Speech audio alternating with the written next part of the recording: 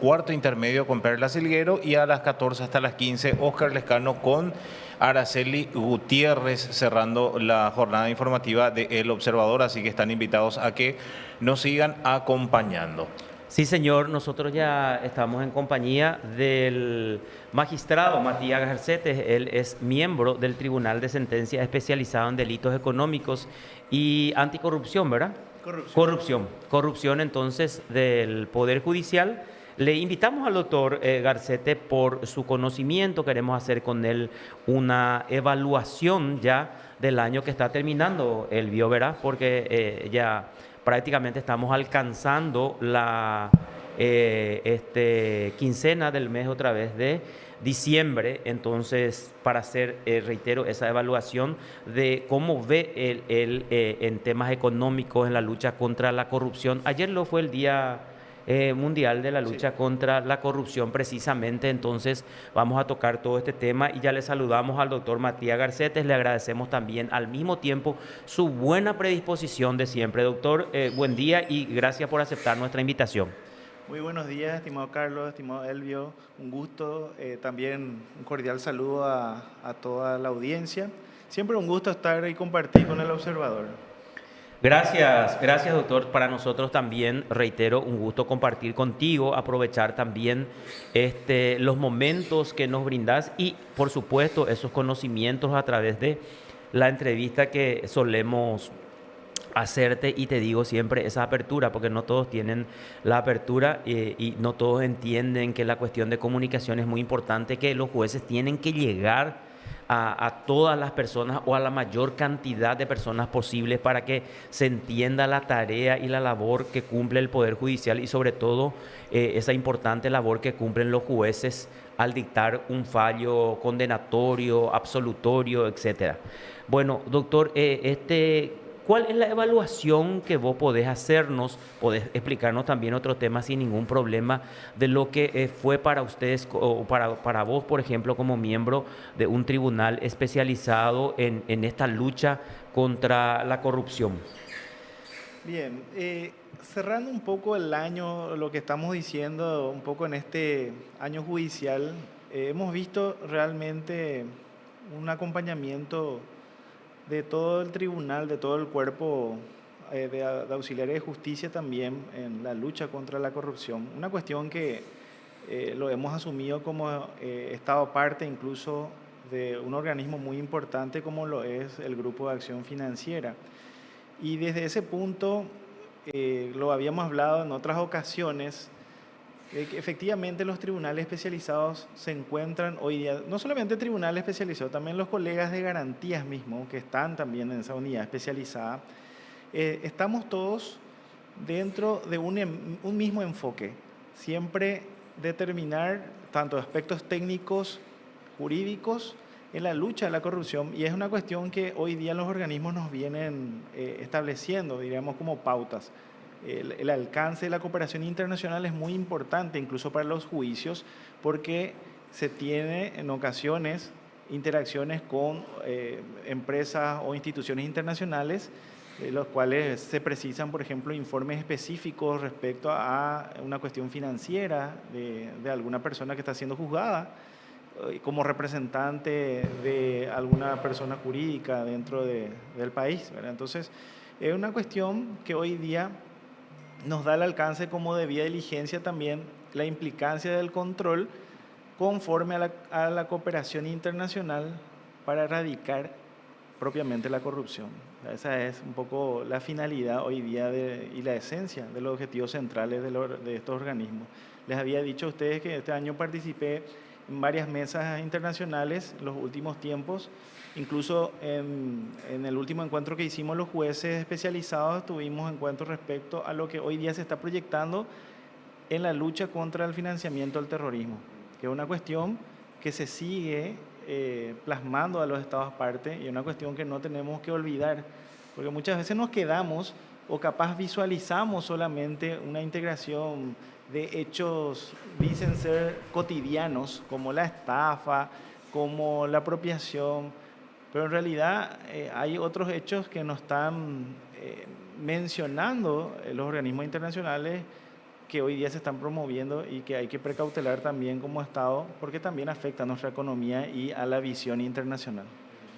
Que muy poco se toca esa lucha contra el financiamiento del terrorismo en nuestro país. Nosotros no escuchamos casi casos o investigaciones con relación a este tema, por ejemplo, doctor. Asimismo, justo por lo que le digo, que es una cuestión que no se está transitando y es lo que nos están advirtiendo, Mm, de que no se transita mucho por el ámbito de la investigación, porque hoy día toda la actividad económica se ve afectada por el financiamiento del terrorismo. Entonces, el control está en que hay que determinar las bases y el origen propiamente de cómo se nuclean las cuestiones comerciales, los negocios.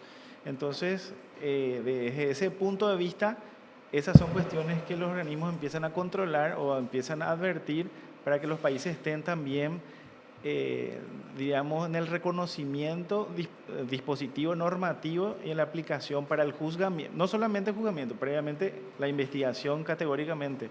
Recordemos que también dentro de esa base están las criptomonedas, que mm. hoy día son realidades económicas y tenemos que empezar a introducirnos al reconocimiento de ello, porque esos se manejan por nodos, están en el ciberespacio.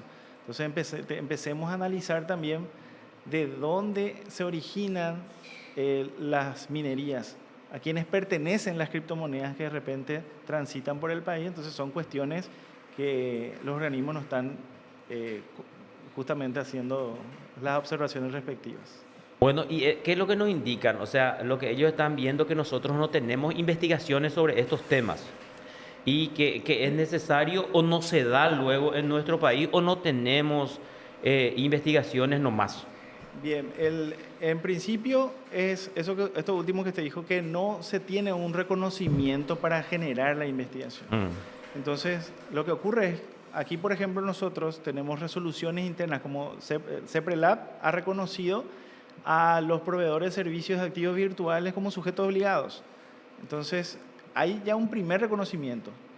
Ahora hay que seguir para otros reconocimientos que revelen un poco de esa diferencia, el grado de importancia que tiene eso para no solo la economía nacional, sino global, y a la vez el control de lo que puede eso incidir para, como les decía hace rato, la secuencia de lavado de activos, financiamiento de terrorismo, incluso proliferaciones de armas.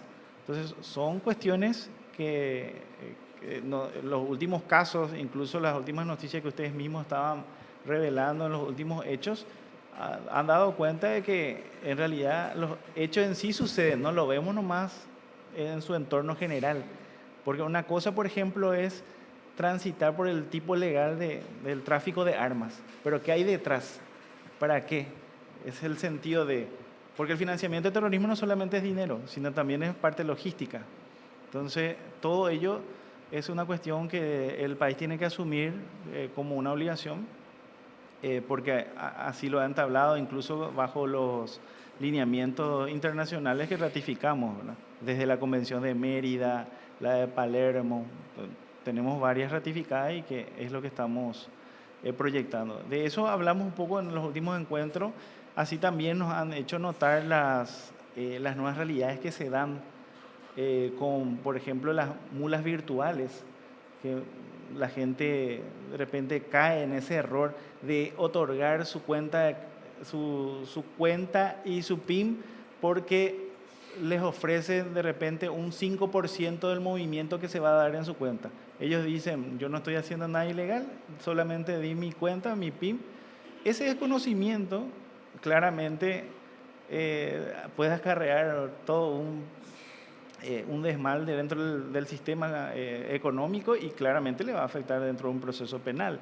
O sea, hay mucho desconocimiento por ese sentido también de la ciudadanía, porque la gente no sabe de dónde viene mm. y está generando un nivel de tránsito a través de su cuenta. Ya sabemos que hoy día las cuentas pueden generar transacciones a través de un PIN, de un clic estamos generando. Entonces, lo que las personas, los que están detrás de este tipo de afectaciones, lo que utilizan son cuentas de diversas personas para llevar a cabo transacciones e impedir que se visualice el origen real y esto se da en pequeñas cuantías para no llamar la atención del sistema de control. Entonces, y a la vez se hace también por el sentido del pitufeo, la acumulación de varias personas que son justamente utilizadas para ese fin, para que el activo vaya fluyendo y que nos llame la atención de los órganos de control. Así No mismo sé, es. no sé, Carlos, doctor, si es que es el mismo caso, porque nosotros habíamos hablado y habíamos participado también de un allanamiento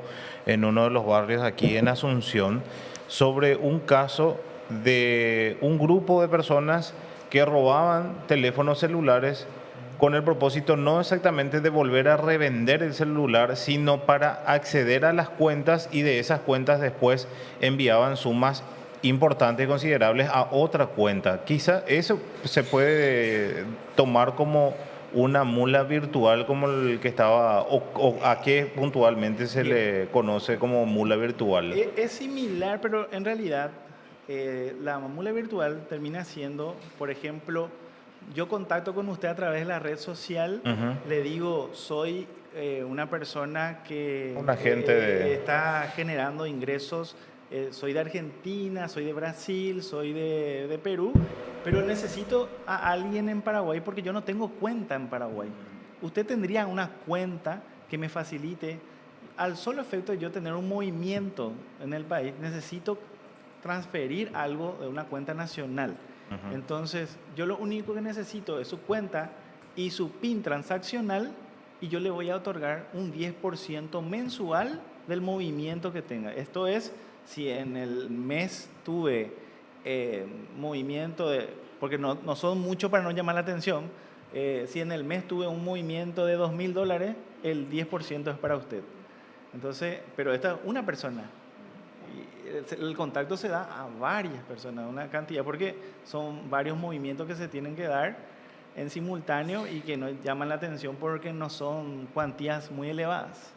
Entonces, Y en algunos casos a mí me habían comentado también de personas procesadas incluso acá, que estaban buscando sacar su dinero así,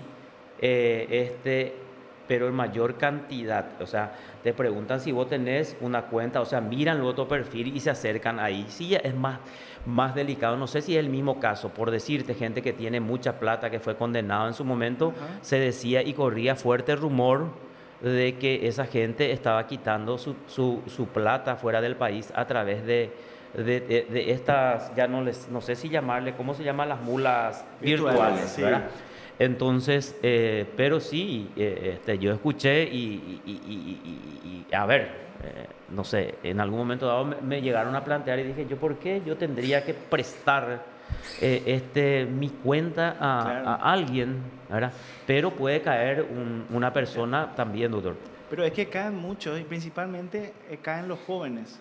¿Por qué? Jóvenes entre 18 y 19 años que ya pueden incorporarse al sistema financiero a través de una cuenta. Hoy día la cuenta, ustedes saben, algunos del sector financiero te habilitan una cuenta desde el momento que vos vas a bajar la aplicación, ya está incorporada. Entonces, ya no hace falta ese trámite que antes hacíamos de que te habiliten la cuenta, de que tenías que por lo menos ya ingresar un monto para que la cuenta sea activa. No, automáticamente te activan la cuenta. Entonces, hoy día, eso es lo que se conoce como sociedad de riesgo.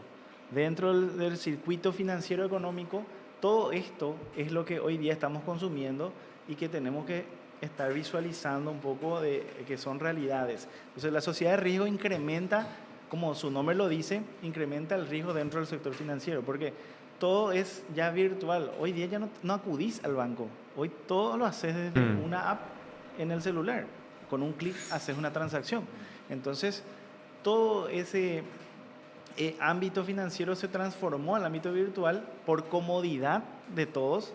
Creo que más de uno hoy día ya casi no utilizan los cajeros. Casi Así mismo. todos tienen ya una forma. Entonces, eso hace proyectar de que nuestro sistema jurídico empiece a visualizar las nuevas fronteras y los nuevos verbos rectores que se pueden dar también, porque son las nuevas realidades del sistema. Entonces, y nosotros estamos visualizando eso y cómo lo estamos haciendo, tenemos las herramientas legales, no sé, doctor. bien, se están hoy día incluso se están analizando a través de CEPRELAB, me consta porque lo estamos trabajando, todas esas líneas justamente que nos están advirtiendo el sistema internacional, lo estamos proyectando para adecuar algunas realidades y otras ingresan a una diferencia interpretativa de lo que ya se incorpora, lo que se tiene como tipo legal, ¿verdad? Como se fue dando a lo largo de los últimos tiempos, ¿verdad? Que se fue desarrollando por la incorporación de la connotación normativa de lo que ya tenemos propiamente como elementos tipo. Pero otros que sí se fueron incorporando incluso desde el año 2019 con las famosas leyes antilavado, las 10 leyes antilavado que se fueron proyectando, ¿verdad? Bueno, este año también, haciendo un recuento, usted estuvo participando en la reunión con Gafilat. ¿Cómo nos ve Gafilat actualmente después de esa reunión? ¿Qué nos puede comentar? Bien, tuvimos una buena recepción a nivel país de parte de Gafilat. ¿Por qué? Porque dentro de todo el Paraguay se encuentra, diríamos, actualizando toda esa esfera normativa. Esto es, no estamos omitiendo las recomendaciones, sino estamos adecuando justamente aquellas necesidades. Como le había dicho en su momento, incluso hoy día estamos buscando incorporar el tipo penal de tráfico de migrantes, ¿verdad? Que le estaba mencionando en algún momento, les había comentado de que no es lo mismo que trata de personas, ¿verdad? Que sí tenemos regulado. Entonces, ¿qué quiere decir? Que el Paraguay acata las recomendaciones. Entonces, tenemos una buena, diríamos, desde ese punto estamos siendo observados de manera positiva. Pero sí tenemos todavía mucho por delante. Esto es incluso a nivel interinstitucional, ¿verdad? No estoy hablando solo de los poderes judicial, sino esto es macro. Todas las instituciones, incluso todo el sector financiero económico como sujetos obligados tienen que acompañar la lucha, ¿verdad? Esto no solamente es desde el sector público, estoy hablando también del sector privado, ¿verdad? Porque recordemos que por eso es que nosotros instalamos los nuevos modelos tipo, como por ejemplo la corrupción privada que se instala a través del cohecho, el cohecho privado que tenemos ya hoy día como modelo tipo, que anteriormente se entendía solamente que lo podía hacer aquel funcionario público. Hoy día ya está el cohecho y el soborno privado. Entonces, el sector privado también ya tiene que reconocer y hacer saber de que existen disposiciones normativas que deben ser cumplidas. Entonces nos estamos integrando más a ese sentido. ¿Qué nos faltaría más? Desde tu experiencia, desde tu visión, ¿dónde tenemos que ir enfatizando? ¿De qué manera? Yo considero que lo que se precisa, lo que vemos también de otros países, es la amplitud en el ámbito de las investigaciones en tenor al acompañamiento técnico. Mayor acompañamiento técnico para los investigadores, estoy hablando claramente del que ocupa la acción penal pública, ¿verdad? El órgano que tenga mayor acompañamiento técnico con profesionales que se capaciten en todas estas nuevas materializaciones, como le estaba diciendo, en el ámbito cibernético, técnico, porque hoy día le tenés al perito contable, pero al perito contable le tenés que acompañar con otro perito del informático, el perito técnico, que pueda incorporar cómo se da eso, cómo se dan las nuevas realidades. Esto es preparándonos porque el día de mañana vamos a empezar a tener hechos de circunstancias concretas con criptomonedas, por ejemplo. Entonces tenemos que ya prepararnos para esa visión, porque ahí va a tener otro ámbito de investigación, porque las investigaciones son dentro del ciberespacio. Entonces hay que tener un reconocimiento amplio respecto a ese nuevo mundo. Cuando vos decís el investigador, nos estamos refiriendo a los fiscales, al Ministerio Exacto. Público. Sí, sí. Entonces, para que la gente que nos está viendo y nos está escuchando, entonces entienda claramente, le falta toda esa parte técnica, digamos, que sería importante. Exacto, para ir preparándose dentro de ese campo, ampliando un poco, porque si bien hoy día cuenta con suficiente profesional preparado en el ámbito contable, forense, propiamente, hay que mirar ya a futuro y prepararnos para esas nuevas nociones. Entonces, es un poco ese desarrollo que implica, porque al fin y al cabo, nosotros tenemos un sistema acusatorio. El juez no investiga, es el Ministerio Público el que debe investigar y por consiguiente es el que tiene que probar si es que acusó, ¿verdad? Entonces, dentro de ese sistema acusatorio tenemos un poco ese ámbito de interacción necesaria. De hecho, esas son las cuestiones que se fueron hablando también en las mesas de trabajo con Gafilad y los otros grupos, que esto no sucede solamente en nuestro país, es la realidad de varios países, porque estas realidades están viniendo para todos. Entonces, les digo un ejemplo, Uruguay nos están diciendo estamos en la misma también. Ellos también están queriendo entender bien cómo es que se podría administrar, por ejemplo, cómo se haría el congelamiento de criptomoneda origen de lavado.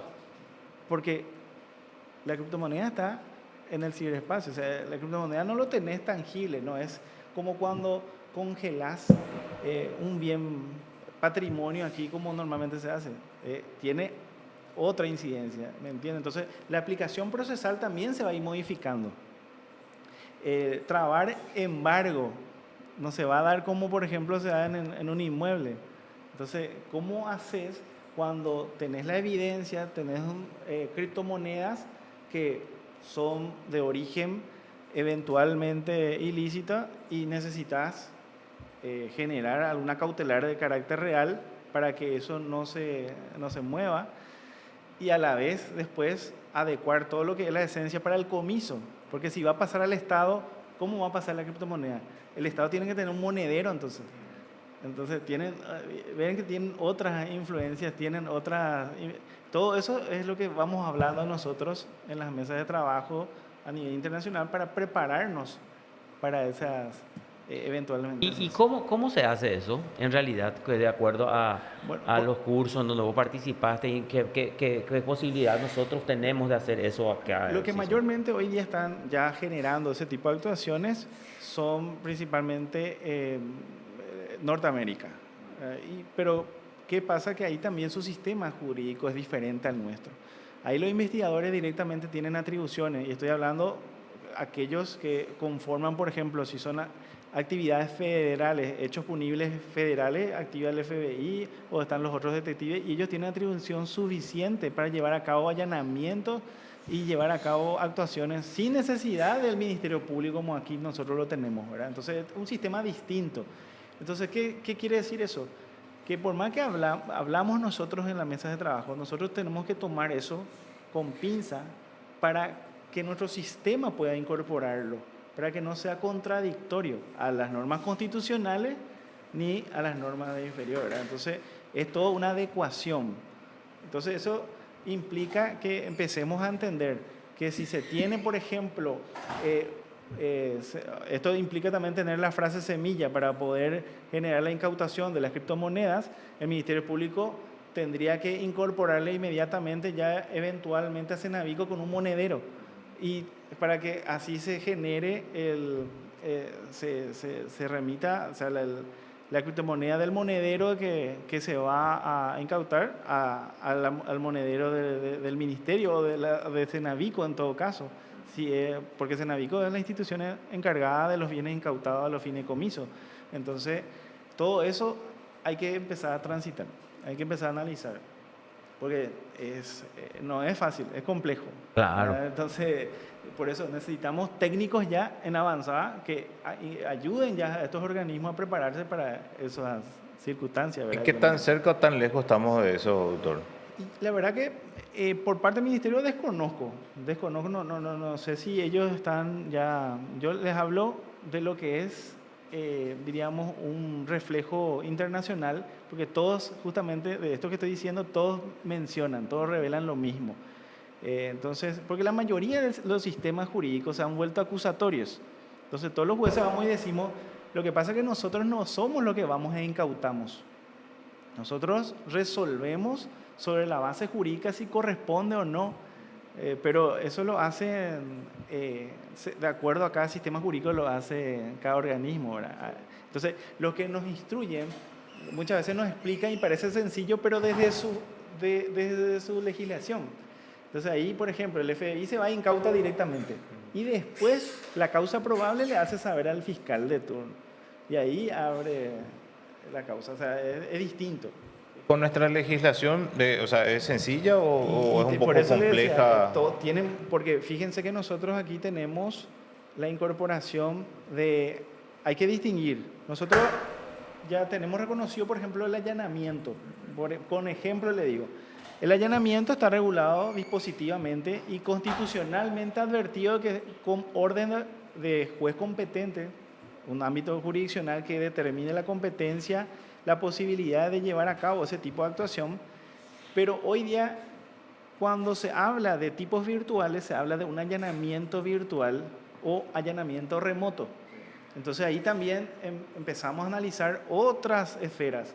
Allanamiento remoto, esto es de que efectivamente yo me introduzca a su aparato electrónico y cómo lo hacemos sin desvirtuar el derecho a la protección, a la intimidad, al derecho a la protección a la correspondencia, como diría la Constitución, y otras nomenclaturas, y pueda yo obtener los elementos que preciso de su computadora. Entonces, ¿cómo adecuamos? Esa es la pregunta que nos venimos haciendo para transitar, digamos, por la adecuación normativa en tenor, digamos, a todo ese cambio dispositivo y de los lineamientos internacionales que nos están proponiendo. Entonces, es un arduo trabajo que tenemos todavía para ir viendo todos esos puntos, ¿verdad? Y para que podamos causar efectividad dentro de las nuevas realidades de la sociedad de riesgo, como le decía. Otro punto que había mencionado, que ya nos había comentado en una entrevista anterior, el tráfico ilícito de migrantes, ¿verdad? Esa es la ley, esa es la figura. Esa es la figura que se busca incorporar, ahora lo estamos trabajando. ¿En qué consiste eso, doctor? Porque en los últimos tiempos Paraguay tiene y recibió muchísimos migrantes. En su mayoría, según las estadísticas, mayor porcentaje de venezolanos, cubanos y de otros países, de islas de Centroamérica que están aquí en nuestro país. ¿Qué tan importante es tener una ley de tráfico ilícito de migrantes? Bien, a los fines de no solamente los lineamientos internacionales, sino también de la protección de otros bienes jurídicos, es sumamente atendible lo que nos están mencionando de tener ese tipo de ese tipo legal. Uno, porque también es un hecho precedente de lavado de activos hoy día. Para hacer un poco más sencillo la explicación, es aquel que lucra por ingresar ilícitamente a personas sin documentación al país. Entonces, es como lo que se conoce en otros países, el coyote, el que cobra para que ingrese alguien al país sin documentaciones pertinentes. Entonces, ¿qué es lo que ocurre? Que hoy día somos capaces, por un lado, país de tránsito, pero hay muchos hoy día también extranjeros que se encuentran. Entonces, hay que ver cómo llegaron. ¿Pagaron a alguien? ¿Llegó a manos a alguien ese tipo de ingreso ilícito para que estas personas ingresen? Esas son las cuestiones que hoy día se analizan. Yo no sé si recuerdan, ya hace un tiempo se había encontrado un contenedor en zona periférica de Asunción y habían encontrado personas fallecidas de él. Exacto.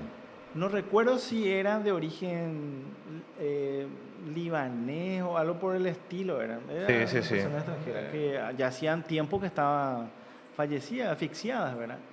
Pero eso nunca se supo, nunca se pudo determinar si el ingreso de esas personas al país fue por una circunstancia justamente de un tráfico de migrantes que se estaba generando transnacionalmente. Porque, como les digo, hace diferencia de trata de personas que el tráfico de migrantes, el que quiere ingresar a un país, acude a una persona, le paga para que esa persona le haga ingresar ilícitamente al país. Entonces, ahí se diferencia de trata de personas, porque en el otro, el sujeto cae en el error de de esa mentira, diríamos, y es arrastrada al exterior y después es utilizada para fines sexuales, trabajo forzoso. O sea, totalmente Se, contrario. se distingue, sí, Mm. así mismo. O Entonces, sea, exacto. Bueno, ahí te escucho, doctor. entonces ahí está la particularidad. El sujeto lucra por hacer ingresar a personas que quieren ingresar ilícitamente al país.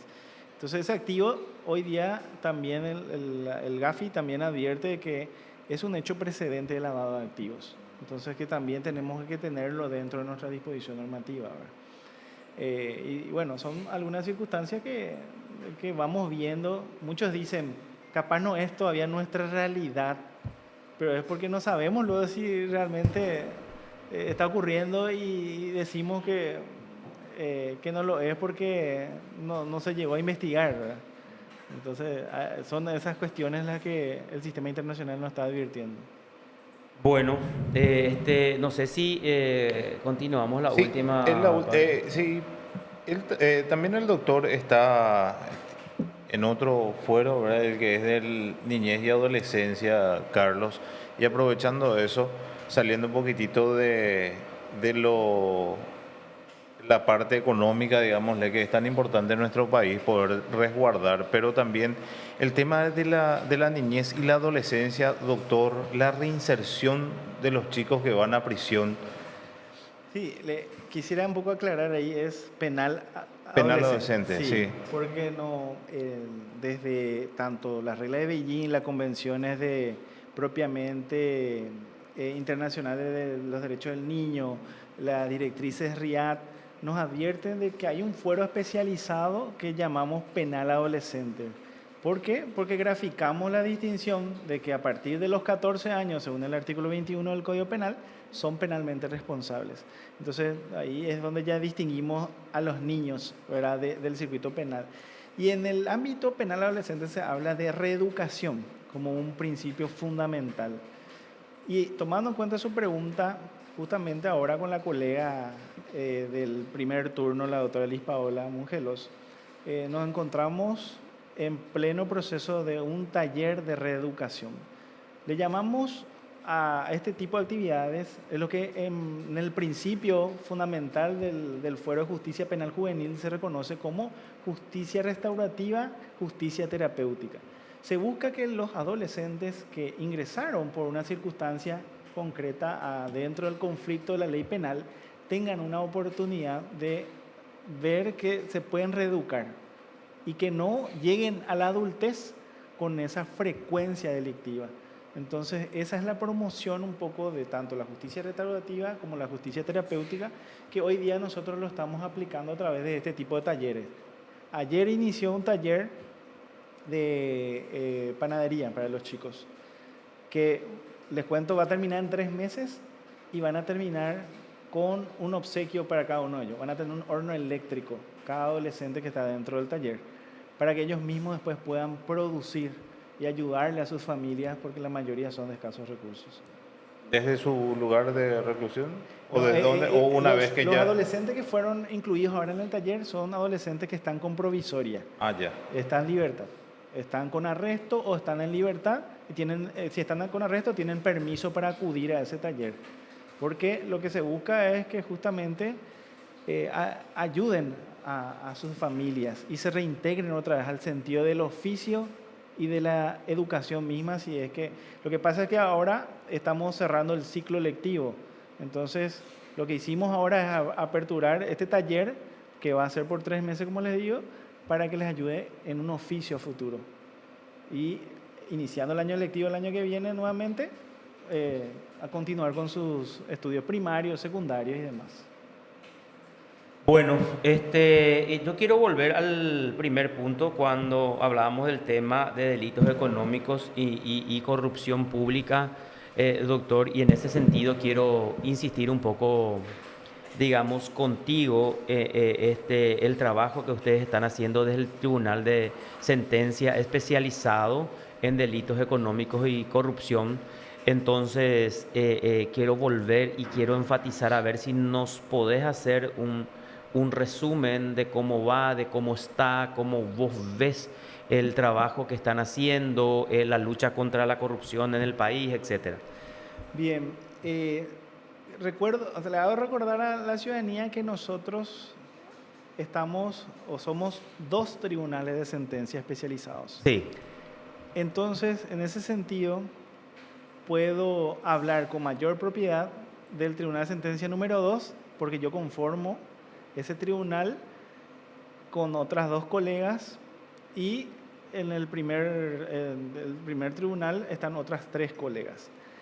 Desde ya a su pregunta, es importante hacer la siguiente reflexión de que este año tuvimos varios casos complejos, mediáticos, como siempre los determinan en el fuero especializado en delitos económicos, tenemos ese plus, y lo pudimos soportar y pudimos avanzar y culminar con varios de ellos este año. Tenemos muchos pendientes para el año que viene. Desde el primer día hábil de febrero volvemos con muchísimos juicios, pero llevamos a cabo muchos juicios que fueron confirmados incluso. En los últimos tiempos, hace poco ustedes también habían publicado una confirmación, uno de nuestros fallos, que trascendió, que fue un caso muy sonado. Entonces, son circunstancias que nos dan cuenta de que estamos haciendo bien en la medida de todos los, diríamos, los elementos que vamos también reflexionando, porque en delito económico nosotros tenemos un caudal de documentales, de testigos. La otra vez estábamos, por decirle un ejemplo, estábamos escuchando al testigo, creo que número 47 de 84, ¿verdad? Que de repente hace que se amplíen los tiempos, porque ahí viene un poco al sentido de que la ciudadanía muchas veces pregunta, ¿por qué lo que un juicio dura tanto? ¿Por qué no termina en 2 semanas, en un mes? Los de delito económico duran entre 3 a 4 meses, por toda la implicancia documental que se tiene. Entonces, tomando en cuenta todo eso y respondiendo entonces con esta su pregunta, fuimos avanzando y dimos lo mejor de sí, diríamos, de cada uno de los tribunales, terminando causas complejas, cerrando propiamente las discusiones jurídicas, claramente probatorias, porque nosotros hacemos hablar al fallo sobre las pruebas, lo que es dentro del sistema de juicio, es el sentido de la sana crítica, se pondera a partir de también la formalización de pruebas. Entonces, todo ello nos ayudó a ir cerrando varias causas complejas mediáticas, pero lo pudimos hacer. Y esto lo hablo incluso también por parte del otro tribunal, ¿verdad? Que también cerró varios juicios complejos, y así estamos avanzando en ese sentido de nuestro principio fundamental de la lucha contra la corrupción, que es lo que tenemos que seguir enfocando. De hecho, la otra vez a unos alumnos que fueron a conocer el Palacio les dije, el tenor de la profesión es reconocer, en primer punto, la honestidad, y por otro lado, justamente hacer frente al sentido de la corrupción. Y la corrupción muchas veces uno cree que solamente es cuando tocaste dinero, y la corrupción es mucho más que eso. Entonces, ese es el sentido que hay que reflexionar para que justamente las personas que creen no cometer un hecho no caigan en ningún tipo de participación dentro de un proceso penal. Evitar todo tipo de circunstancias.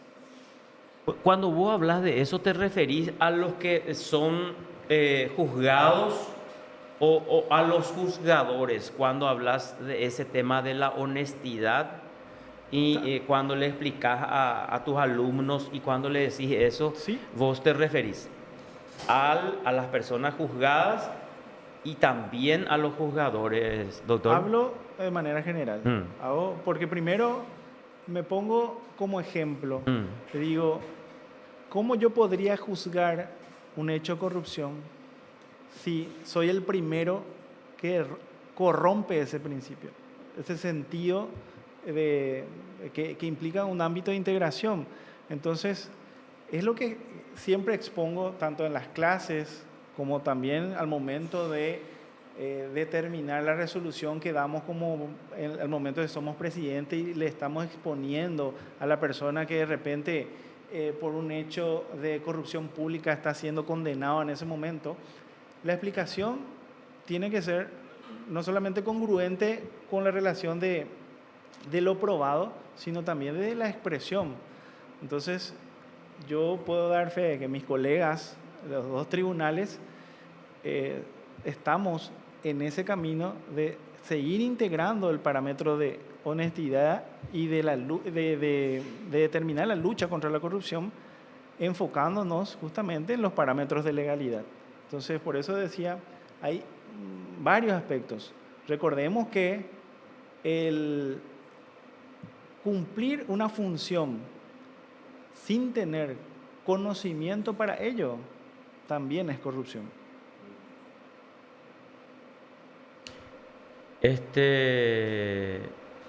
Y eso se da dentro de nuestro sistema de justicia.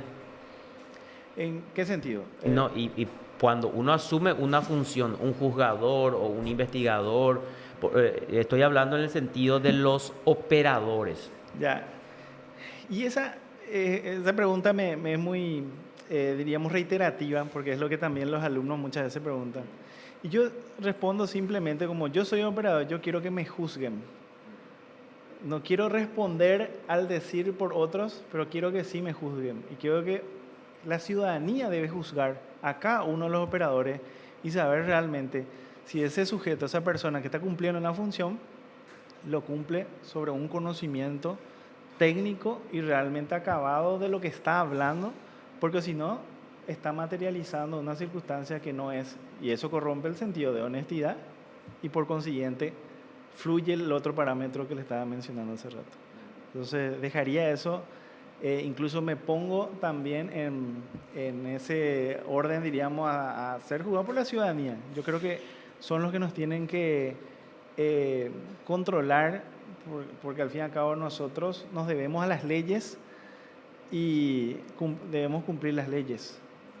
Y cuando me voy a ubicar en el papel de tu alumno, entonces vos conoces cuál es el veredicto de la ciudadanía con relación al Poder Judicial, cuál es la visión que tiene con relación al Poder Judicial. Desde el aspecto social siempre va a haber, no sé si decirlo rechazo, pero hay cierta noción de duda respecto a una cuestión. Es lo que yo suelo decir. Sí, un ejemplo que lo utilizo. Si la causa prescribió, porque la norma me dice, cuando llega a mi competencia y tengo que prescribir, tengo que cumplir la ley. Entonces ahí entra a tallar por qué el juez prescribió.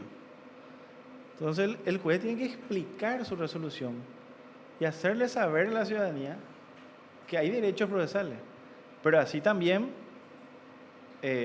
hay que hacer saber y hay que hacer reconocer dónde estuvo el problema. Exacto. Pero ahí ya no entra mi competencia. Ahí es clarísimo. Porque esa es responsabilidad, sí, del Poder Judicial, ¿verdad? Y eso es justamente lo que se cuestiona, si quién tuvo la responsabilidad, el funcionario, el abogado, el juez en su momento, pero hay que mirar de todo punto de vista. Claro, todo puede suceder. Entonces, lo que ocurre es que muchas veces la ciudadanía no comprende de repente las situaciones procesales y demás. Porque si llega a estado se aperturó a juicio, llegó a juicio oral, yo tengo que analizar una de las primeras vertientes que, aparte de mi competencia, es la acción. Y si en realidad prescribió, no hay otra cosa que hacer. Es el sentido de determinación de legalidad es que tiene que prescribir.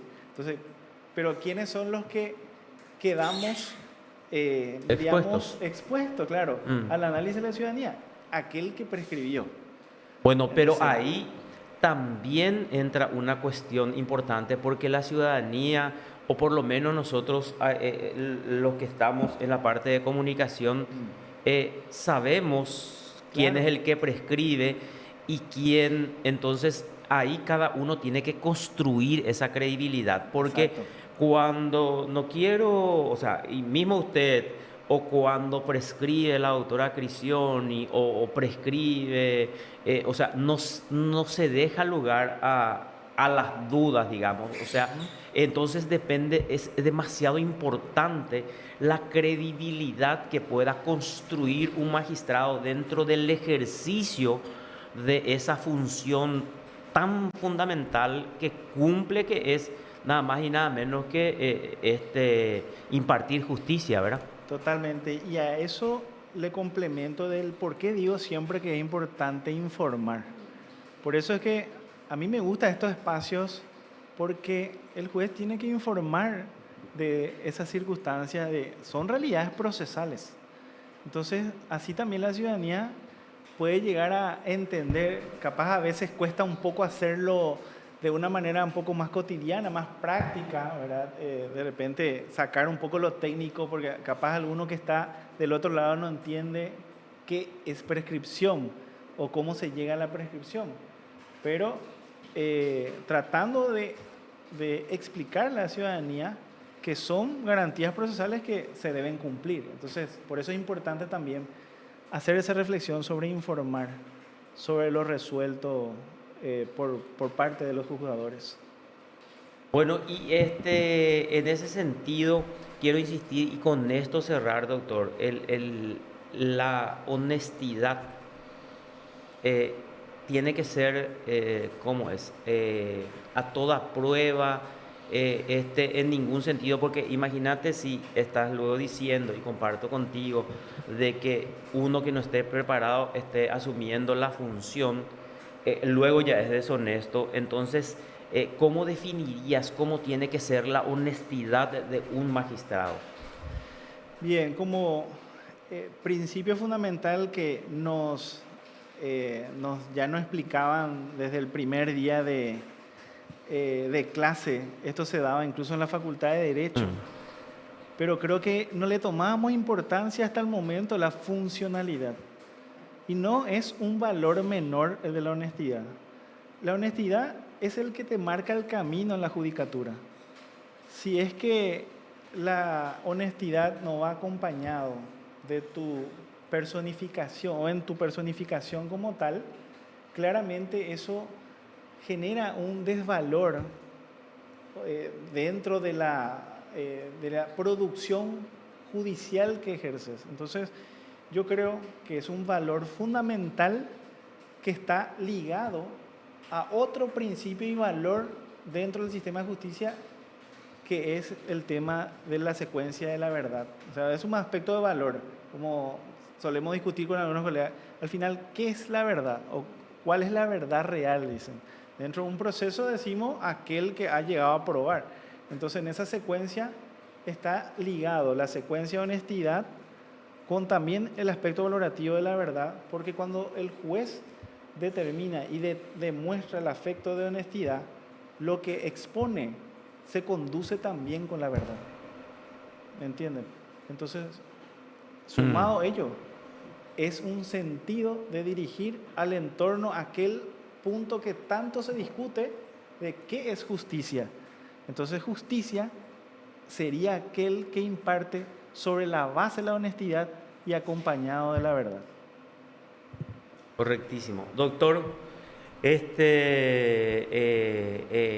muchísimas gracias, clarísimo esto. Entonces la honestidad tiene que ir acompañado de la verdad, de lo que se encontró. Entonces así, cuando esa parte que nos dijiste, si prescribió, Claro, ¿verdad? O sea, lastimosamente, pero falta completar la otra la plata, la responsabilidad y sancionar a los responsables de esa prescripción.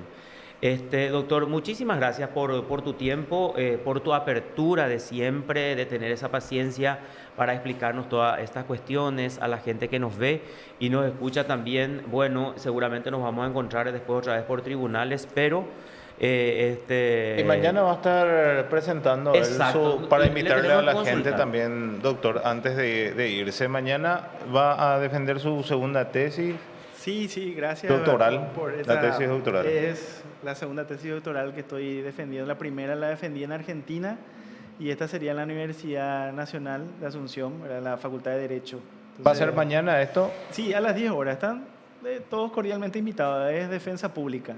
Así que donde voy a incorporar también un proyecto de ley que después podemos hablarlo a profundidad eventualmente. Para Bueno, pero ¿y podés darnos ya ese adelanto para tocar en un tema aparte, Sí. el tema de lo que vas a tocar mañana sobre, de tu tesis? Sí, sin problema. Tiene que ver justamente con la figura del cooperador necesario como un grado de participación en los delitos económicos.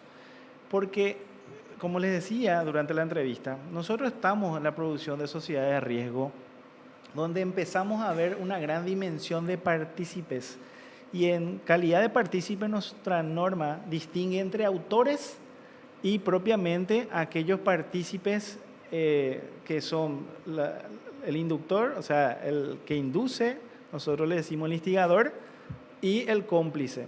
Entonces, la propuesta es lo que sería la figura del cooperador, pero dentro del grado de partícipe, no como autor. Y entonces hago toda una explicación de por qué no tendría el dominio ni de la acción ni funcional del hecho para no introducirse en la autoría ni en la coautoría, y por qué no sería cómplice el cooperador necesario, porque esas son las preguntas bases para ir razonando de por qué entonces es necesario. Entonces lo que vemos es que hay sujetos que en ocasiones no son incorporados al proceso porque no tienen los grados de participación que por sentido de legalidad nuestra norma establece, pero son sujetos que aportaron información invaluable, que esenciales a la vez, que podrían hacer o llegar a hacer lograr al autor aquella ejecución del ilícito. Por ejemplo, el lavado de activos. El lavado de activos no es sencillo. Tenés que tener conocimiento técnico de contabilidad, de administración, incluso jurídica. Entonces, ¿quiénes aportan a personas que no tienen esas bases, esas informaciones para llevar a cabo ese tipo de actividades, como por ejemplo aquellas técnicas, por ejemplo, la estratificación dentro de lavado de activos? La estratificación se necesita de un buen conocimiento de algún economista, alguien que maneje contabilidad, pero ellos no aparecen en la rueda del proceso, no aparecen durante la ejecución, por tanto no son coautores, no aparecen como meramente ayudantes, por eso no son cómplices. Pero su información fue esencial antes de que el sujeto empiece a realizar la actividad, por tanto tenemos cooperadores necesarios en ese tipo de actuaciones. Entonces mi idea es incorporar, de hecho ya lo presenté a 2 comisiones del legislativo como parte de la tesis doctoral, ya están presentados eso en debida forma, y donde se proyectan las modificaciones tanto en la parte general como también algunas partes de la parte especial de nuestro código. ¿Y cuáles serían esas modificaciones? ¿Qué es lo que dice? Vamos a aprovechar un poco más qué es lo que dice Bueno, el proyecto, cuánto sanciona esto, cómo... Ahí entra un poco a detallar la circunstancia de que nosotros, por ejemplo, al cómplice, por norma, según el artículo 31, se le atenúa la sanción a la del autor. El cooperador necesario tiene la misma sanción que el autor, ahí se parece al instigador y al coautor. Entonces, es sancionarle de igual forma al que hizo que aquel que dio la información para que ese sujeto pueda hacer. Entonces, no se integra luego el hecho punible. Es un circuito de prevención sumamente específica, principalmente en los hechos del circuito financiero. Entonces, la modificación principal es la dentro del vértice del 31, haciendo la distinción, por un lado, del cómplice primario o cooperador, y después integrar al cómplice como le conocemos nosotros. Para mí, según mi tesis y mi hipótesis, nosotros tenemos un cómplice secundario, al que le llamamos cómplice como tal, pero en la doctrina sería un cómplice secundario, porque al cómplice le puedes cambiar por otra persona para que te ayude. No necesariamente ese sujeto te va a aportar, pero el cooperador necesario sí, es el único sujeto que te va a aportar eso. Y necesariamente tenía que estar dentro de la progresión del hecho punible. Es un poco alguna de las cuestiones que razonamos. No, es sumamente, de hecho, que interesante. ¿Y cuál sería el efecto importante de esto o la consecuencia de introducir esto en la norma? Extender a aquellos sujetos que no pueden ser incorporados como grados de participación actualmente por hechos de secuencia de delitos financieros, donde merece complejidad, conocimientos técnicos, pero que, como les dije, no se incorporan porque no son coautores, no son autores, no son instigadores, ni tampoco cómplices secundarios. Entonces, ¿Y esto es en tema de delitos económicos? ¿O es en medio en general? Como esa modificación es general, entonces también afectaría a todos los tipos penales, pero como mi tesis, por el sentido metodológico, se cerró solamente en delitos económicos, es que hablo de delitos económicos, pero la modificación abarcaría la generalidad. ¿Y ese cooperador necesario podría equipararse en cuanto a pena al autor principal? Asimismo, esa es la idea principal de la doctrina, es que el cooperador necesario tenga la misma sanción que el que cometió el hecho. Bueno, correctísimo. Doctor, muchísimas gracias por tu tiempo. Acá ya tenemos otro tema independiente, ya aprovechamos la presencia del doctor. Le vamos a pedir los materiales necesarios. Doctor, muchísimas gracias por tu tiempo. Reitero, un gusto siempre conversar contigo. Muchas gracias a ustedes. Bueno, le estamos despidiendo de esta forma al doctor entonces Matías Garcete. Él es miembro del Tribunal de Sentencia Especializado en Delitos Económicos y Corrupción. Nosotros nos estamos yendo. Enseguida viene Tobías Galeano, entonces en Mediodía Judicial. Nosotros hoy a la noche, a las 20, vamos a seguir desarrollando lo que fue la sesión de la Corte de esta mañana. Sí, señor. ¿Se reunieron finalmente? Se reunieron por temas presupuestarios. Bueno, después vamos a analizar entonces. ¿Los funcionarios no entraron dentro de la charla? No fueron invitados. Así mismo es. Bueno. Nos vamos, nos reencontramos mañana. Que tengan excelente resto de jornada. Buen día a todos.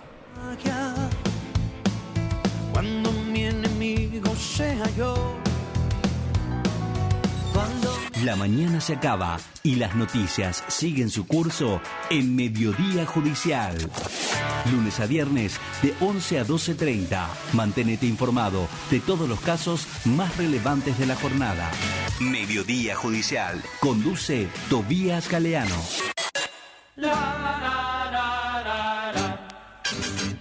Solitario por el mundo siempre voy, pues no tengo quien me cuide ni me quiera, solamente es mi amigo Dios. Oh, solitario, el colegio de la vida me educó, con el polvo del camino me he formado, es mi amigo el infierno cruel. Oh, solitario. A veces sueño ser un rey de gran poder, sueño con castillos y diamantes, y luego al despertar me vuelvo a conformar, tan solo soy el rey de los cantantes. Solitario por el mundo siempre voy, pues no tengo quien me cuide ni me quiera, solamente es mi amigo Dios. Oh, solitario.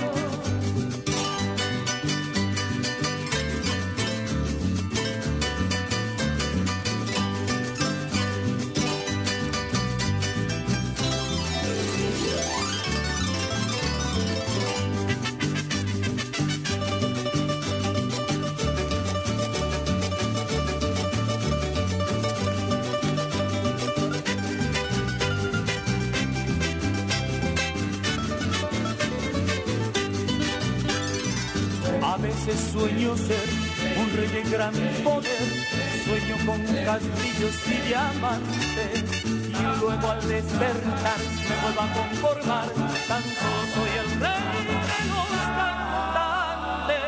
Solitario por el mundo siempre voy, pues no tengo quien me cuide ni me quiera, solamente es mi amigo Dios.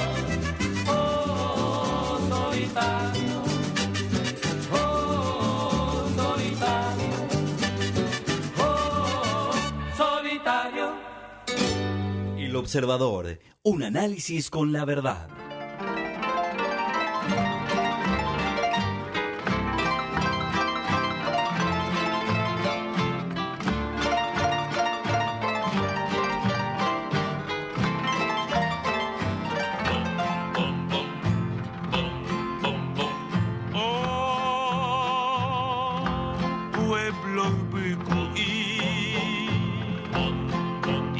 Paraguaya que me vio nacer. Oh, rincón guaraní, cofre que atesora todo mi querer.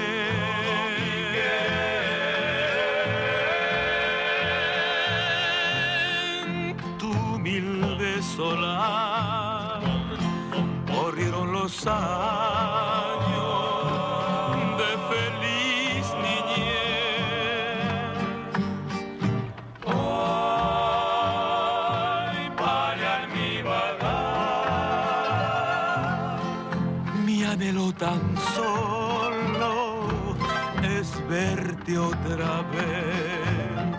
Yo quisiera volverte a encontrar, tan risueño cual yo te dejé, con tu huerto exhalando azar y niño azoté. Y al igual que en los tiempos de ayer, atraída por mi para acá, verde pronto surgiendo cual flor, se le gusta.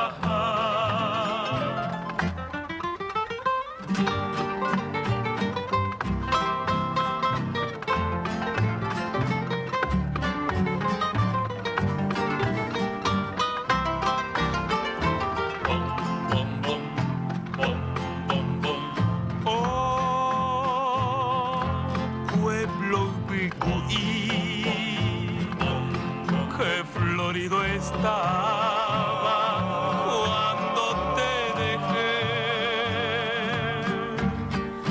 Hoy para almibarar, mi anhelo tan solo es verte otra vez. Y al igual que en los tiempos de ayer, recibir de mi madre otra vez las caricias que supieron ser gloria en mi niñez.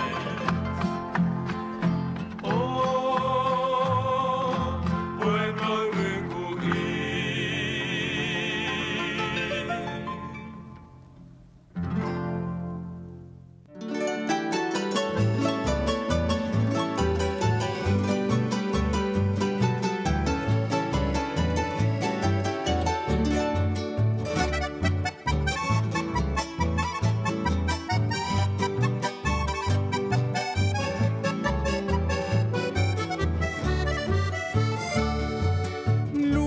Paraguaya tu donaire, regalando la frescura de tu risa.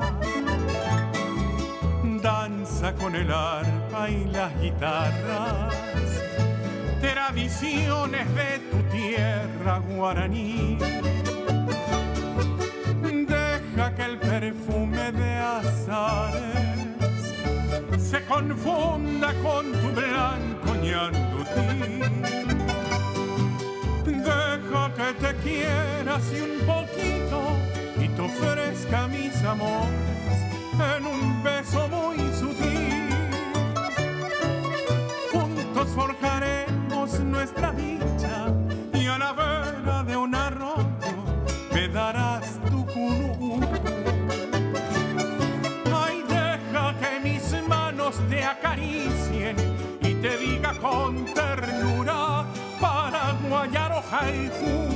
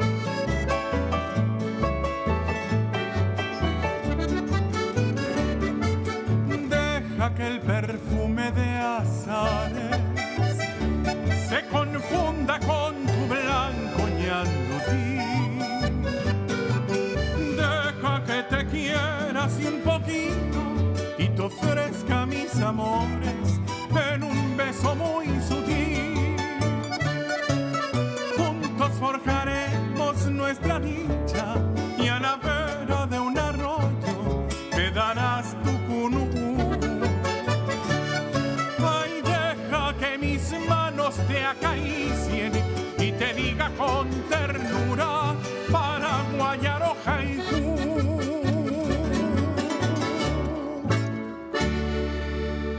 Ingresa a www.observador.com.py. Un observador llegó para informarte.